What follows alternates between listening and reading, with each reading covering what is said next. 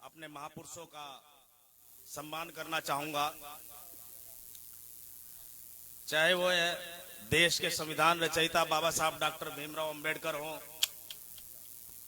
किसानों के मसीहा भारत रत्न चौधरी चरण सिंह जी हों, उनके विचार को आगे लेकर चले चौधरी अजीत सिंह जी हों, मैं अपने महापुरुषों को आदर सम्मान देता हूं, नमन करता हूं। और आज इस बड़े ही उत्साही कार्यक्रम में अध्यक्षता कर रहे हमारे सम्मानित अध्यक्ष जी, हमारे बीच में इस कार्यक्रम में मुख्य अतिथि के रूप में मौजूद हमारे नेता, गरीबों के, दलितों के, किसानों के मसीहा आदरणीय चौधरी जयंत सिंह जी, मैं उनका स्वागत करता हूं, अभिनंदन करता हूं। और संचालन कर रहे जनपद के अध्यक्ष राजपाल जी, हमारे बीच पर मंच पर आसीन मेरे साथी विधायक प्रदीप उर्फ गुड्डू भाई, और जिनके सम्मान में ये कार्यक्रम रखा गया है, भाई योगेश जी, जिनको हमारे नेता का आशीर्वाद प्राप्त हुआ और आज एक सदस्य विधान परिषद के रूप में हमारे बीच में है, मैं उनका स्वागत भी करता हूं, अभिनंदन भी करता हूं। मंच पर आसीन तमाम सभी जिम्मेदार लोग हैं, मैं सभी का सम्मान करता हूं। मंच पर हमारी माताएं बहनी भी हैं, सभी का सम्मान करता हूं। और मेरे समक्ष विधानसभा में 9 विधायक हैं,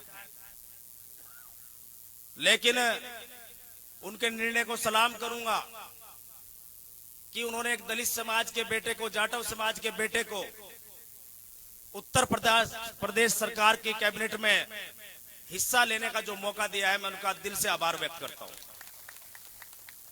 ये मेरे लिए गौरव का क्षण है, खुशी का पल है और चुनौतीपूर्ण विषय भी है। मैं तीसरी बार विधायक हूं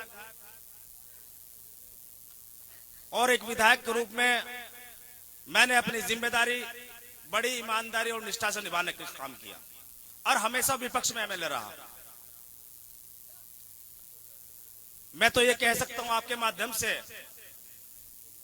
कि जिस उम्मीद के साथ मुझे पार्टी ने यह मौका दिया है, मेरे नेता ने जो ये मौका दिया है, जिस आकांक्षा के साथ में मैं इस मंच के माध्यम से अपने नेता को आश्वस्त करना चाहता हूं कि जो जिम्मेदारी आपने दी है, उस जिम्मेदारी को ईमानदारी निष्ठा से निभाने का काम करूंगा और जनता तक सरकार के कार्यक्रमों को पहुंचाने का काम करूंगा। जो हमारी पार्टी का फोरम है, अपनी पार्टी का आइडियोलॉजी है, जो किसानों की बात है, युवाओं की बात है, दलितों की, पिछड़ों की, वंचितों की, जिस विचारधारा को लेकर बड़े चौधरी साहब कभी चला करते थे, उस विचारधारा को कैसे बल देना है, कैसे मजबूत करना है, इस पर काम करने का काम करूंगा। लेकिन उसमें आपके सहयोग और मार्गदर्शन की मुझे हमेशा जरूरत रहेगी। दूसरा धन्यवाद करूंगा आदरणीय माननीय मुख्यमंत्री योगी आदित्यनाथ जी का, जिनकी कैबिनेट में मुझे शामिल होने का सौभाग्य प्राप्त हुआ। धन्यवाद करूंगा एनडीए गठबंधन का, आदरणीय प्रधानमंत्री नरेंद्र मोदी जी का। और बहुत बड़ा सम्मान है कैबिनेट का। मैं विशेषकर दलित समाज के लोगों को, जाटव समाज के लोगों, पिछड़े समाज के लोगों को कहना चाहता हूं, बहुत बड़ा सम्मान भी है और बहुत बड़ा सम्मान भी है, छोटा सम्मान नहीं है। मैं निश्चित रूप से आपकी अपेक्षा पर खरा उतरने की पूरी कोशिश करूंगा। इस ब्रज क्षेत्र का कोई भी व्यक्ति मुझे फोन करेगा, कोई भी व्यक्ति मुझे संपर्क करेगा अपने काम को लेकर, चाहे वो कैसा भी काम हो, मैं निश्चित रूप से ये मानूंगा कि आदरणीय चौधरी साहब का मुझे आदेश है, ये मानूंगा और निश्चित रूप से अपने पार्टी फोरम को बढ़ाने का काम करूंगा। ये एक बहुत बड़ा काम हुआ है। जिस प्रकार चौधरी साहब ने एक समन्वय बैठाने की कोशिश की है सभी समाज के लोगों में, एक राजनीतिक व्यक्ति की सोच यही होनी चाहिए। जब हम लोग विधायक बने, जब 2022 में हम लोग एमएलए बनकर आए, तो चौधरी साहब ने हमें पहली मीटिंग में यह कहा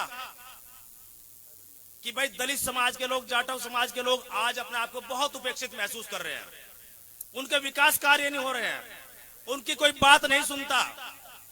आप अपनी विधायक निधि का 33% हिस्सा दलित समाज में लगाने का काम करोगे, ऐसी सोच है नेता की। उसी सोच का परिणाम है कि आज अनिल कुमार एक कैबिनेट मिनिस्टर के रूप में आप लोगों के बीच में है। अभी योगेश भाई ने बहुत सारी बातें आपके बीच में कही। हम लोग एनडीए गठबंधन में शामिल हुए हैं,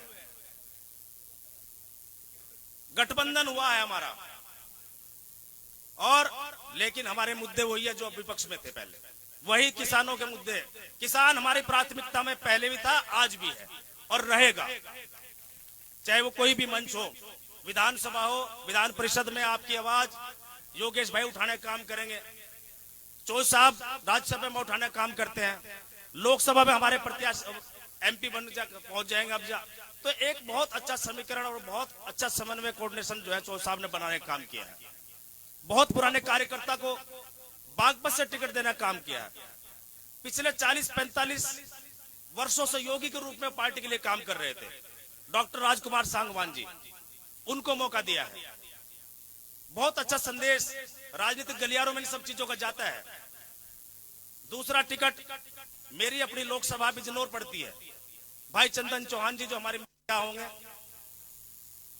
हम यही कहते हैं भाई हमारी प्राथमिकता किसान की पहले भी थी, वो आज भी होगी और भविष्य में भी रहेगी। किसान, नौजवान वो हमारी प्राथमिकता में है, दलित, पिछड़े, वंचित हमारी प्राथमिकता में है। पहले आप लोग विरोध करते थे विधानसभा में, मैंने कहा अपना धर्म निभा रहे थे।